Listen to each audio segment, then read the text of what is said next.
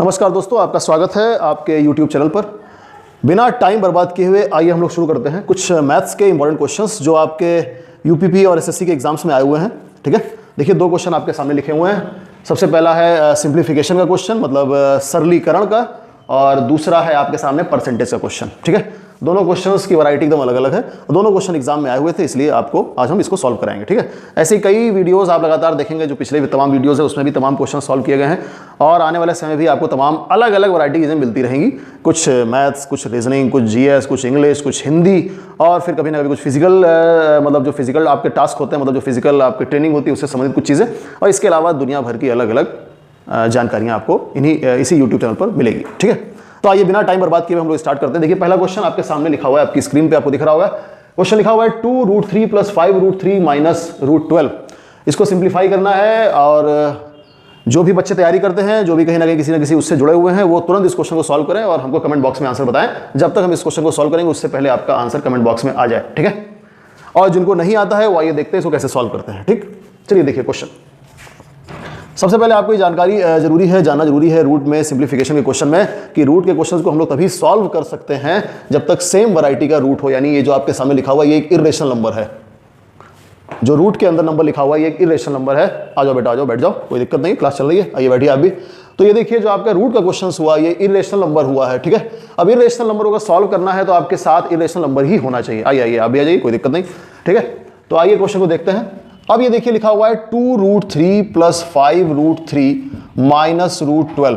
तो जैसा कि आप देख रहे हो ये दोनों इर्रेशनल है, तो पहले ये दोनों तो आपस में सॉल्व हो जाएगा, क्योंकि दोनों सेम वैरायटी के, यानी दोनों के कांस्टेंट, यानी जो साथ में कहा जाए कोएफिशिएंट, एक तरीके से हम कह सकते हैं, वो दोनों सेम है, यानी सेम वैरायटी का क्वेश्चन है। तो ये दोनों जो आपके सामने वेरिएबल, मतलब जो कांस्टेंट टर्म है, ये दोनों सेम है, इन दोनों को आपस में ऐड कर लेंगे। 5 और 2 ये हो गया बेटा 7√3 - √12। क्या अभी ये क्वेश्चन सॉल्व हो चुका है? नहीं, आपके सामने जो ऑप्शन लिखे हुए ऑप्शन तो अलग अलग हैं। इसका मतलब अभी कुछ कमी है। हाँ बिल्कुल कमी है, हमने अभी √12 को सॉल्व ही नहीं किया। ये रेशनल नंबर है लेकिन ये अभी और फैक्टराइज होगा, मतलब हिंदी में बोलते हैं गुणनखंड होगा अभी ये। और तो आइए √12 को देखते हैं, आइए समझते हैं। 12 को देखिए बच्चों, हम एलसीएम लेके ऐसे तोड़ सकते हैं। हमने इसको तोड़ा, मान लीजिए 2 6 जा 12 है ना, फिर आगे हमने तोड़ा 2 3 जा 6, फिर आगे हमने तोड़ा 3 1 जा 3। ठीक है, तो ऐसा करने से हमको ये पता चला कि इसमें 2 के 2 फैक्टर और 3 का 1 फैक्टर इसमें मौजूद है। इसका मतलब ये इसमें ये आपस में नंबर मल्टीप्लाई करने पे 12 बनता है। तो हम क्या करेंगे, हम इसको कुछ इस फॉर्म में लिख सकते हैं। हम लिख सकते हैं √12 को हम लिख सकते हैं √2 × 2 × 3।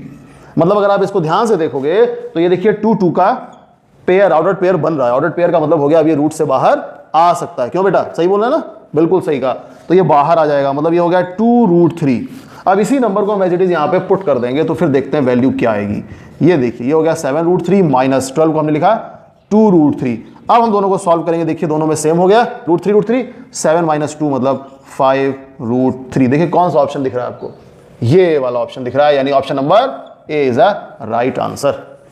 ठीक है, आइए अब हम आते हैं अपने अगले क्वेश्चन पे।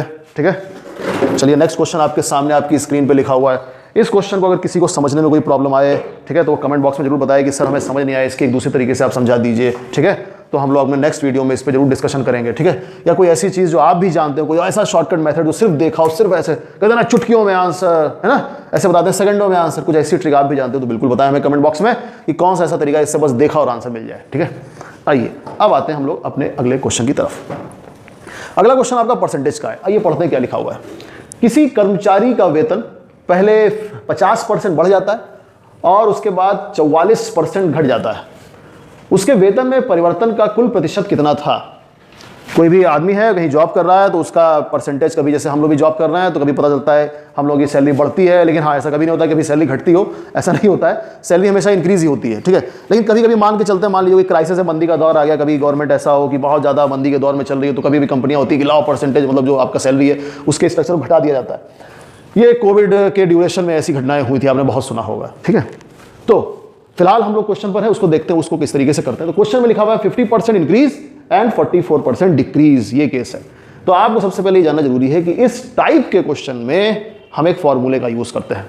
जी हाँ, हम एक फॉर्मूले का यूज करते हैं, उसको आप शॉर्टकट फॉर्मूला कह सकते हैं। उस फॉर्मूले को जरूर आपको ध्यान रखना है, उससे आप इस टाइप के क्वेश्चन को चुटकियों में निकाल लेंगे। आइए देखते हैं फॉर्मूला क्या है। फॉर्मूला है x + y + xy/100। ठीक, अब ध्यान दो, ये जो फॉर्मूला में लिखा है ये दोनों केस के लिए होता है, मतलब यहां भी प्लस माइनस, यहां भी प्लस माइनस, यहां भी प्लस माइनस। ये प्लस माइनस क्या होता है? प्लस का मतलब होता है बच्चों इंक्रीज, मतलब बढ़ना, ठीक है, मतलब कोई चीज बढ़ती है, इंक्रीज करती है, इंक्रीमेंट होता है। और माइनस का मतलब होता है डिक्रीज, यानी घटना, ठीक है। तो हम अपने हिसाब से इन चीजों को यूज करेंगे। आइए देखते हैं क्या है, इसके बेसिस पे इस क्वेश्चन को कैसे लगाएंगे। उसमें लिखा हुआ है 50% इंक्रीज करता है, मतलब प्लस 50%, 44% डिक्रीज, मतलब 44% डिक्रीज यानी घटता है, तो माइनस 44%।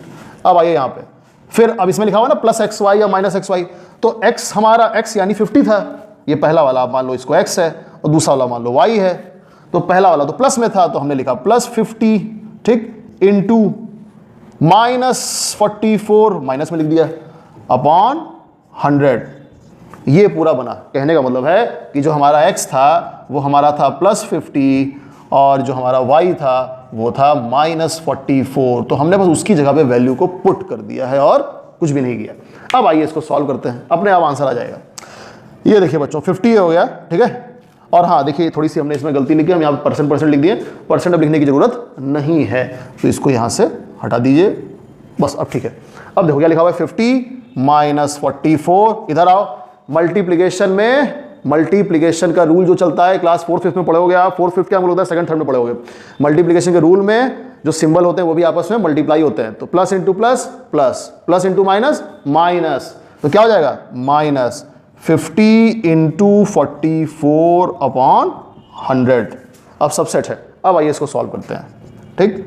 ये देखिए यहाँ में लिखा 50 में से 44 सब्ट्रैक्ट हो जाएगा, घट जाएगा, तो 50 में से 44 गया, ये आ गया 6, यहाँ हो गया माइनस का साइन लगा हुआ है। 50 और 44 को देखो हम यहाँ मल्टीप्लाई कर रहे हैं, 44 50 0 लगा दिया पहले ही, 5 4 22 कैरी, सॉरी 0 2 5 4 20 और ये 22, यानी 2200, 2200 अपॉन 100। डबल जीरो से डबल जीरो कैंसल, क्या आ गया 6 माइनस 22। अब इसको सब्ट्रैक्ट करेंगे, सिंबल किसका आएगा आपको पता है, सब्ट्रैक्ट और एडिशन में सिंबल हमेशा बड़े वाले का होता है, जो बड़ी डिजिट होती है, तो सिंबल आएगा माइनस का। कितना हो गया 16।